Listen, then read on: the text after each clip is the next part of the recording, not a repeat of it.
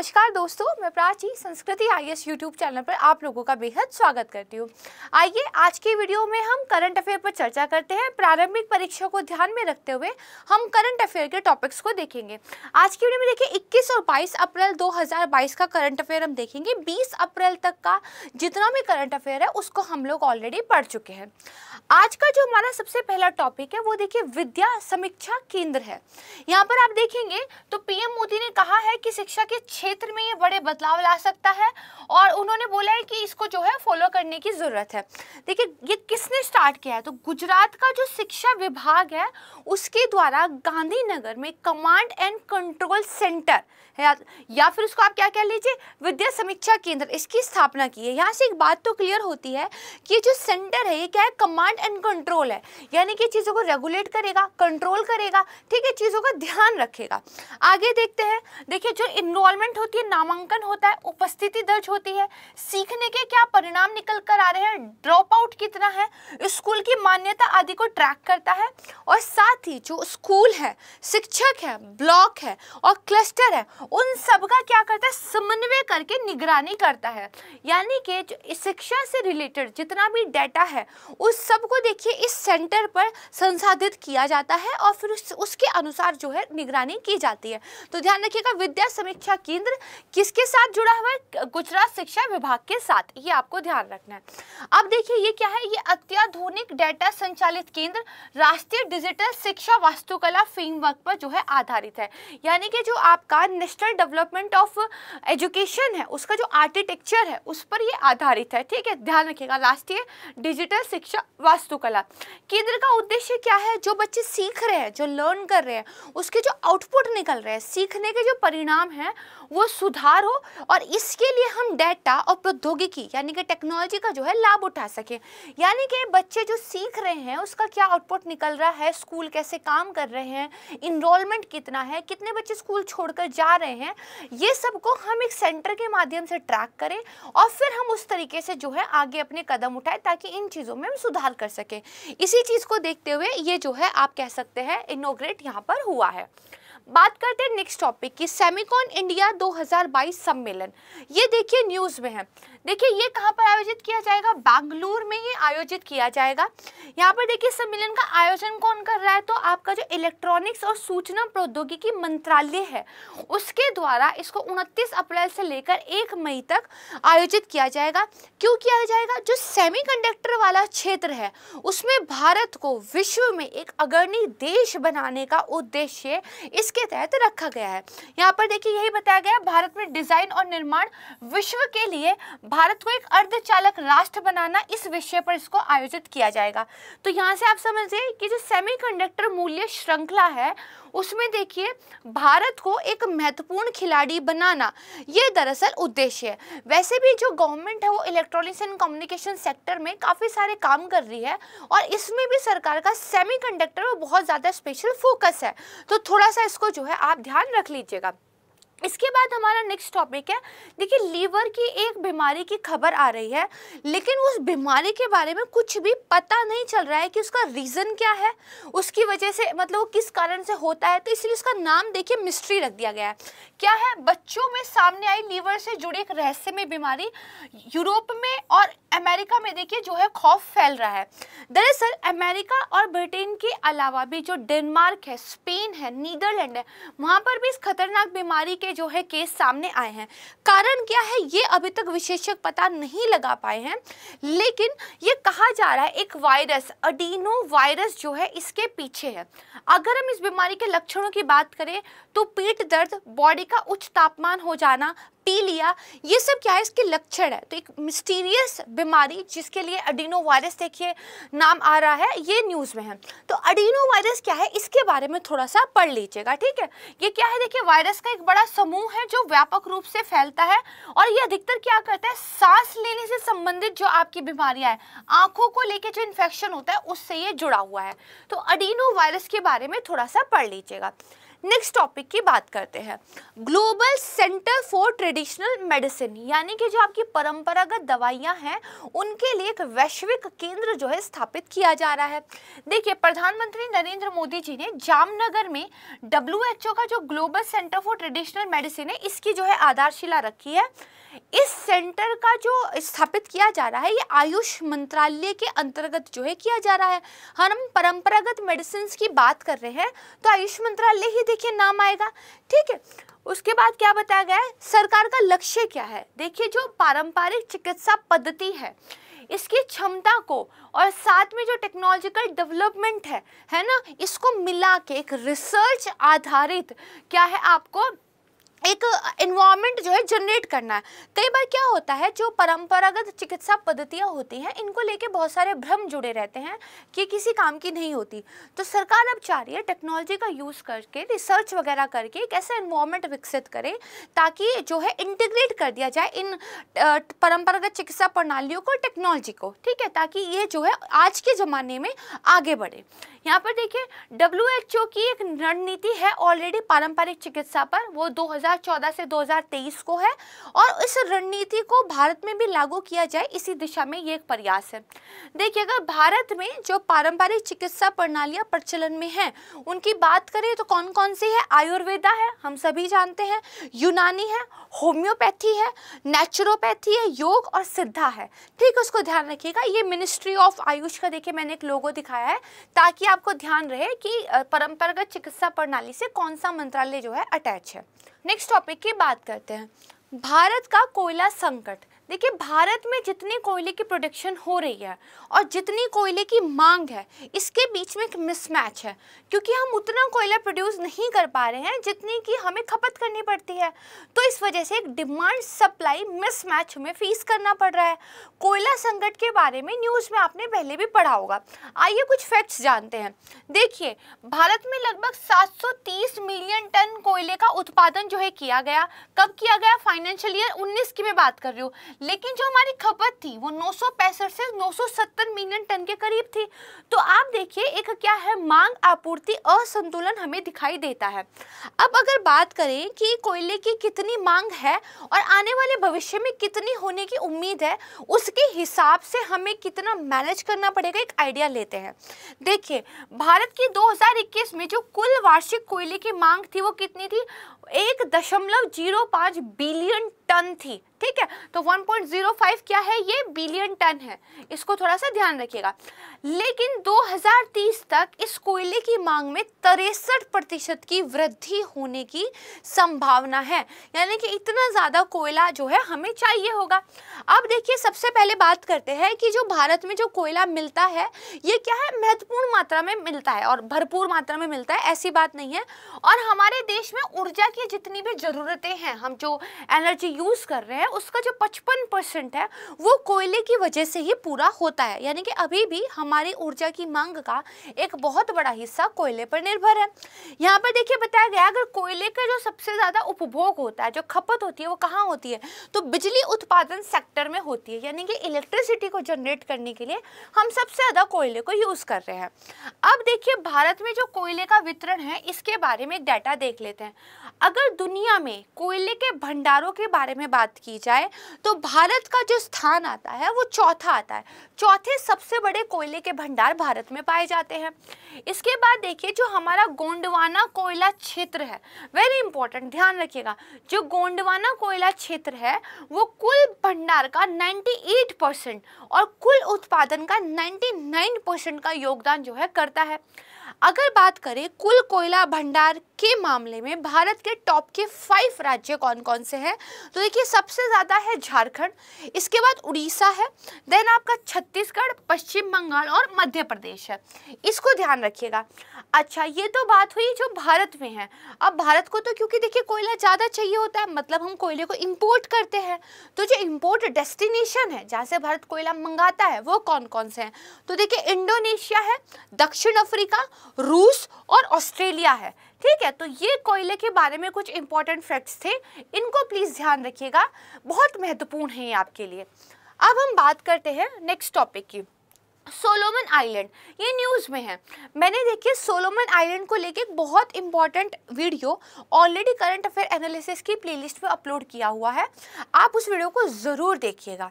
तो देखिए ये न्यूज़ में अभी हम यहाँ पे सोलोमन आइलैंड के बारे में प्रीलिम्स के लिहाज से जो महत्वपूर्ण है उसकी बात करते हैं। सोलोमन आइलैंड का मैप ये मैंने करंट अफेयर एनालिसिस वाले वीडियो में कवर किया हुआ है, इसको आप वहाँ से देख सकते हैं। आइए बात करते हैं। देखिए सोलोमन द्वीप कहाँ पर है, तो जो पापुआ न्यू गिनी है उसके ईस्ट में जो मेलानेशियाई राष्ट्र है उनमें से एक है। इसकी राजधानी का नाम क्या है, होनियारा है। ठीक है, अब देखिए बात करते हैं ये जो द्वीप समूह है, क्योंकि सोलोमन क्या है, एक आइलैंड्स का ग्रुप है, इसमें 990 से अधिक द्वीप है और जहां पर ग्वाडलेकेनाल द्वीप है उस पर ये स्थित है। देखिए इन द्वीप समूहों में अगर बात करें तो ज्वालामुखी द्वीपों की क्या है, एक दोहरी श्रृंखला है और मेलानेशिया में कोरल अटोल भी पाए जाते हैं।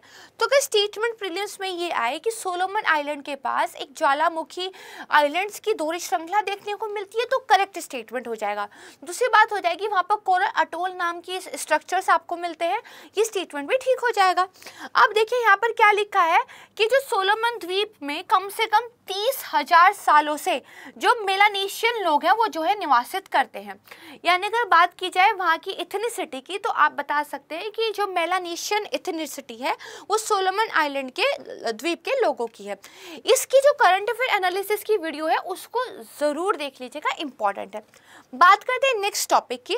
नेक्स्ट टॉपिक आपका कौन सा है, नेट पोलर एक्स। ठीक है, नेट पोलर एक्स है और यानी कि 8th, ये क्या है, दरअसल ये एक प्रदूषण प्रतिक्रिया अभ्यास है। यानी कि अगर पॉल्यूशन फैलता है तो उसको लेके आप किस तरीके से रिएक्शन करोगे, किस तरह से काम करोगे, उसकी एक एक्सरसाइज है। कौन करते हैं इस एक्सरसाइज को, तो देखिए 8वां संस्करण है और जो भारतीय तटरक्षक बल है उसके द्वारा ये आयोजित किया जाता है। अच्छा, तटरक्षक बल द्वारा आयोजित किया जाता है, समझ में आ गया। पॉल्यूशन को लेके एक एक्सरसाइज है, समझ में आ गया, बट किस टाइप के पॉल्यूशन को, तो देखिए जो समुद्री रिसाव होता है, जो देखिए अगर आप देखेंगे जो ये हमारे शिप्स वगैरह होते हैं इनकी जब टैंक वगैरह में लीकेज हो जाती है तो पानी के अंदर क्या है आपका ऑयल स्पिल हो जाता है और ये एक बहुत ही ज़्यादा आप कह सकते हैं प्रदूषणकारी घटना हो जाती है, क्योंकि ऑयल पूरे समुद्र की सतह पर जो है फैल जाता है और समुद्र के अंदर रहने वाले जो जीव होते हैं उनको भी ये परेशान करता है। उन तक वायु का और सूर्य के प्रकाश का और जो पोषक तत्वों का आप कह सकते हैं संचार होता है वो रुक जाता है। ठीक है, और एक बार ऑयल स्प्लिट हो जाए तो इसको ठीक करना बहुत मुश्किल हो जाता है, क्योंकि पानी के ऊपर तेल फैल गया है, इसको आप कैसे ठीक करेंगे। तो ये जो समुद्री रिसाव है इससे निपटने की जो तैयारी होती है वो इस एक्सरसाइज के तहत होती है, नेट्रोपोलैरिक्स। अच्छा, इसके अतिरिक्त क्या है, इसके अतिरिक्त इसका और उद्देश्य क्या है, राष्ट्रीय और क्षेत्रीय स्तर पर राष्ट्रीय तेल रिसाव आपदा आकस्मिक योजना, ठीक है, उसमें निहित जो प्रक्रियाएं और दिशा निर्देश है उनको मान्य भी करना है। यानी कि जो कुछ आपको दिशा निर्देश कुछ प्रक्रियाएं बताई हुई हैं उनको जो है मान्यता देना भी इस एक्सरसाइज का एक यूज होता है। आप इतना बस ध्यान रखिएगा, भारतीय तटरक्षक जो बल है वो उसको परफॉर्म करता है और जो तेल का रिसाव होता है उस वाले पॉल्यूशन को रोकने के लिए करता है। इतना आप ध्यान रखेंगे आपका काम बन जाएगा। नेक्स्ट टॉपिक है ओपेक प्लस। देखिए ओपेक के बारे में तो हमने पढ़ा ही है, अभी भी पढ़ेंगे। ओपेक प्लस क्या है, देखिए ओपेक और उसके अलावा कुछ और कंट्रीज इसको ओपेक प्लस बोलते हैं। देखिए ओपेक प्लस कच्चे उत्पादकों के जो क्या है, जो आपका कच्चा तेल है, क्रूड ऑयल है, उसके उत्पादकों के गठबंधन को संदर्भित करता है और 2017 से ये लोग आपस में बैठकर जो है तेल आपूर्ति में सुधार कर रहे हैं। यानी कि जितनी भी कंट्रीज ये कच्चा तेल प्रोड्यूस कर रही हैं अच्छी खासी क्वांटिटी में, वो लोग 17 से साथ बैठती हैं और वो कहती है अच्छा कीमतें बहुत गिर गई हैं, हम लोग क्यों ना ऑयल की सप्लाई को कम कर देते हैं। तो फिर ये लोग अपना अपना कोटा डिसाइड कर लेते हैं, भाई आप इतना कम करोगे, आप इतना कम करोगे, और इस हिसाब से जो मार्केट में ऑयल की कीमतें हैं उनको बैलेंस रखने का ये काम करती हैं। ओपेक प्लस में क्या है, ओपेक की कंट्रीज तो है ही, साथ में 10 अन्य देश भी इसके अंदर जो है शामिल है। कौन कौन से, Azerbaijan, Bahrain, Brunei, Kazakhstan, Malaysia, Mexico, Oman, रूस, दक्षिण सूडान और सूडान। ये वो 10 कंट्रीज है जो ओपेक प्लस में आती हैं। आपको याद होनी चाहिए क्योंकि कई बार पूछ लिया जाएगा 4 या 5 कंट्रीज देकर कि इनमें से कौन सी ओपेक प्लस के अंदर आती है। अब हम बात करते हैं कि ओपेक क्या है, क्योंकि उसके बारे में भी तो जानना जरूरी है। तो देखिए, जो पेट्रोलियम को एक्सपोर्ट करने वाले देशों का ये एक क्या है, संगठन है। स्थापना इसकी कहाँ गई थी? देखिए, बगदाद इराक में 1960 में 5 देश मिलकर बैठे और उन्होंने कहा अब से हम जो तेल प्रोड्यूस किया करेंगे आपस में बातचीत करने के बाद किया करेंगे। कौन कौन से वो 5 कंट्री थे? ईरान, इराक, कुवैत, सऊदी अरब और वेनेजुएला। अब देखिए, क्योंकि इन 5 कंट्रियों ने ही शुरुआत की थी तो इसके संस्थापक सदस्य भी तो ये 5 कंट्रीज ही होंगे। तो आपको पता चल गया फाउंडिंग मेंबर कौन कौन है। अच्छा, ये तो बात हो गई कि भाई अब जो है 1960 में इस्टेब्लिश हो गया। ये किस तरह का संगठन है? तो स्थायी है, परमानेंट है और अंतर सरकारी, इंटर गवर्नमेंटल संगठन है, क्योंकि बहुत सारी सरकारें इसमें हैं। अच्छा, हेडक्वार्टर कहाँ पे है? तो ऑस्ट्रिया के वियना में जो है इसका हेडक्वार्टर है। अगर सदस्य देशों की बात करें तो 13 देश जो है इसके सदस्य हैं। कौन कौन से हैं? अल्जीरिया, अंगोला, संयुक्त अरब अमीरात, वेनेजुएला, सऊदी अरब, कांगो गणराज्य, Libya, Nigeria, Kuwait, Iraq, Iran, Gabon और भूमध्यवर्ती गिनी है। आई एम रियली सॉरी, ठीक है, भूमध्यवर्ती गिनी है। अब बात करते हैं इसके उद्देश्य की। तो जो कच्चा तेल है उसकी प्राइस में स्टेबिलिटी रहे, उसकी जो सप्लाई है उसको रेगुलेट कर सके, इसके लिए ये कंट्रीज आपस में बैठते हैं, बात करते हैं, यही इसका देखिए उद्देश्य भी है। बात करते हैं नेक्स्ट टॉपिक की, शुद्ध हरित हाइड्रोजन संयंत्र, यानी कि एकदम प्योर हाइड्रोजन प्लांट अभी लगाया गया है, इसलिए देखिए न्यूज़ में है। तो जो ऑयल इंडिया लिमिटेड है उसने असम में कहाँ पर, जोरहाट पंप स्टेशन पर 10 किलोग्राम प्रतिदिन की क्षमता वाला क्या किया है, भारत का पहला एक शुद्ध ग्रीन हाइड्रोजन पायलट प्लांट की जो है शुरुआत की है। अच्छा, पायलट योजनाएं क्या होती है? जब किसी छोटे लेवल पर कोई परियोजना या कोई चीज़ टेस्ट करने के लिए यूज़ की जाए कि अभी हम एक बार देख लेते हैं इसका आउटपुट कैसा रहता है और छोटे स्तर पर करते हैं, तो उसको पायलट परियोजना कहते हैं।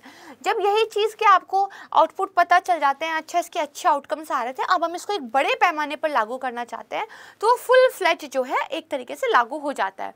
कितनी ये प्योर हाइड्रोजन होगी? 99.999% ये शुद्ध होगी। पीआईबी का ये डाटा है। और देखिए, ये इस तरह का भारत का पहला शुद्ध हरित हाइड्रोजन संयंत्र है, अपने आप में पहला इस तरह का ये जो है प्लांट है। अब देखिए, बात करते हैं हाइड्रोजन कितने टाइप की होती है। तो brown hydrogen, grey hydrogen, blue hydrogen और ग्रीन हाइड्रोजन। अच्छा, किसके बेस पर मैंने इनको डिवाइड किया है? किस तरह से निर्माण कर रहे हो आप हाइड्रोजन का। अगर ग्रीन एनर्जी से निर्माण कर रहे हो तो ग्रीन एनर्जी ग्रीन हाइड्रोजन हो जाएगी। अगर आप ऐसी एनर्जी से हाइड्रोजन बना रहे हो जिससे जो है वातावरण में कार्बन डाइऑक्साइड काफ़ी जगह ज़्यादा फैलती है, तो आपकी जो है क्या है, ब्राउन हाइड्रोजन हो जाएगी।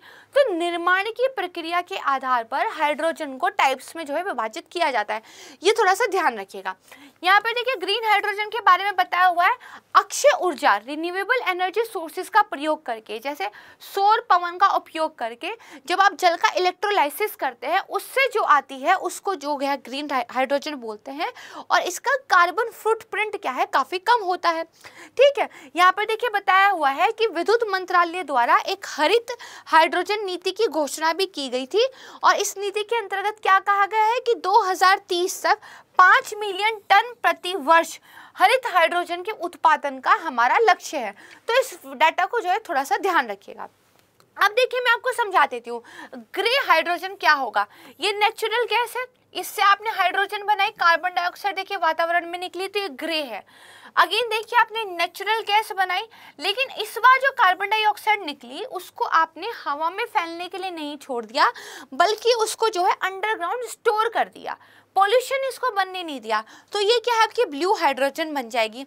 अब देखिए, जो आप ग्रीन इलेक्ट्रिसिटी का यूज़ कर रहे हैं, ग्रीन इलेक्ट्रिसिटी आपकी कौन सी हो सकती है, पवन ऊर्जा से आपने यूज़ की हो सकती है, या फिर आपने फोटोवोल्टिक सेल, आपने सोलर एनर्जी यूज़ किया हो सकता है। तो इस तरह की ग्रीन एनर्जी का आपने यूज़ किया, आपकी जो है हाइड्रोजन बन के आ गई, वातावरण में सिर्फ क्या है, ऑक्सीजन निकला, वाटर यूज़ किया, ये आपकी क्या है, ये आपकी ग्रीन हाइड्रोजन है, क्योंकि आपने इन्वायरमेंट को किसी भी प्रकार का नुकसान नहीं फैलाया। तो जिस तरीके से हाइड्रोजन का निर्माण हो रहा है उसके बेस पे देखिए इसके प्रकार को डिसाइड किया जाता है। नेक्स्ट टॉपिक की बात करते हैं, स्पेस ब्रिक। ये देखिए न्यूज़ में, द हिंदू में देखिए ये था, तो इसलिए हम बात करते हैं। दरअसल जो भारतीय विज्ञान संस्थान है और साथ में इसरो की एक टीम है, उन्होंने इन्होंने स्पेस ब्रिक को बनाने के लिए एक तकनीक जो है विकसित की है। इसके लिए वैज्ञानिक क्या कर रहे हैं, इसका नाम स्पेस ब्रिक क्यों है, यानी कि स्पेस की ईंट नाम क्यों दिया गया है। इसमें जो मिट्टी यूज कर रहे हैं वो दरअसल स्पेस से लाई हुई यूज कर रहे हैं। कैसे, देखिए, वैज्ञानिकों ने मंगल ग्रह की जो सिमुलेंट मृदा है, जिसको MSS भी बोलते हैं, और साथ में जो एक बैक्टीरिया है पाश्चुरी, इसका उपयोग जो है इस तरह की ईंटें बनाने में किया है। यानी कि मंगल ग्रह की मिट्टी और एक बैक्टीरिया को आपने लिया और उसकी मदद से आपने ईंट बनाई, इसीलिए इसका नाम क्या रख दिया, स्पेस ब्रिक इसका नाम रख दिया। आपको क्या याद रखना है कि वैज्ञानिकों ने यह दिखाया है कि जो माइक्रोबियल प्रेरित कैल्साइट वर्षण होता है, जहाँ पर क्या होता है कि कुछ उचित परिस्थितियों में कुछ बैक्टीरिया क्या करते हैं, कैल्साइट MSS का उपयोग करके ईंटें बना सकते हैं। कुछ नहीं, बहुत टफ नहीं जाना है। दरअसल ये आप समझिए प्रोसेस का नाम है, क्या है, माइक्रोबियल प्रेरित कैल्साइट वर्षण। ये तो प्रोसेस है। इस प्रोसेस का यूज करके जो बैक्टीरिया है वो ईंट का निर्माण करता है। इतना आपको ध्यान रखना है, इसको सिर्फ याद कर लीजिएगा, इतना इनफ है। देखिए, ये जो स्पेस ब्रिक है, इनका उपयोग करके मंगल ग्रह पर भवन जैसी संरचना जो है बनाई जा सकती है, और जिससे मंगल ग्रह पर मानवों को बसाने का जो वैज्ञानिकों का एक विजन है, इसको साकार करने में मदद मिलेगी। यहाँ पर देखिए बताया गया है, मार्शियन स्पेस ब्रिक, मंगल पर इमारत बनाने के लिए भारत में बनी अंतरिक्ष ईंट। ये था। इसके बाद देखिए नेक्स्ट टॉपिक, अल्लूरी सीताराम राजू, ये चर्चा में है। दरअसल जो भारत के उपराष्ट्रपति हैं, उन्होंने आंध्र प्रदेश के जो क्रांतिकारी हैं और स्वतंत्रता सेनानी अल्लूरी सीताराम राजू, इनके जन्म स्थान का जो है दौरा किया है। दरअसल ब्रिटिशर्स के टाइम पर ये एक सशस्त्र अभियान चलाने वाले क्रांतिकारी थे, काफी फेमस थे। इन्होंने देखिए 18 साल की उम्र में ही संन्यास ले लिया था। अगर बात करें तो जो 1882 का मद्रास वन अधिनियम के खिलाफ आंदोलन चला था, उसमें इन्होंने पार्टिसिपेट किया था, और 1922 का जो रंपा विद्रोह था, उसके तो ये एक लीडर थे। ठीक है, स्थानीय जो ग्रामीण है वो इनके वीरतापूर्ण कारनामों की वजह से इनको मनियम वीरुडु भी देखिए कहते हैं। ठीक है, ये आप ध्यान रखिएगा। तो देखिए इसके अलावा क्या है, 1924 में अल्लूरी सीताराम राजू को पुलिस ने हिरासत में ले लिया था और फिर सार्वजनिक रूप से गोली मारकर इनकी जो है निर्मम हत्या समाप्त कर दी थी, और फलते जो है विद्रोह जो है समाप्त हो गया था। तो अल्लूरी सीताराम राजू, इनके बारे में थोड़ा सा ध्यान रखिएगा। देखिए इस बार की जो थीम थी ना गवर्नमेंट की, इंडिपेंडेंस डे और हमारा जो गणतंत्र दिवस था, वो थी अनसंग हीरोज। उन हीरोज के बारे में बात करना जिनके बारे में बहुत कुछ हम नहीं जानते हैं, जो इतने प्रचलित नहीं है। तो बहुत संभावना है कि इस तरह के जो अनसंग हीरोज हैं, इनके बारे में प्रश्न जो है पूछा जा सके। अगर वीडियो आपको अच्छा लगा है तो इसको लाइक ज़रूर कीजिएगा, अपने दोस्तों के साथ शेयर कीजिए। अगर आप अभी चैनल पर नए हैं तो चैनल को सब्सक्राइब कीजिए और बहुत अच्छे से पढ़ाई कीजिए। नमस्कार।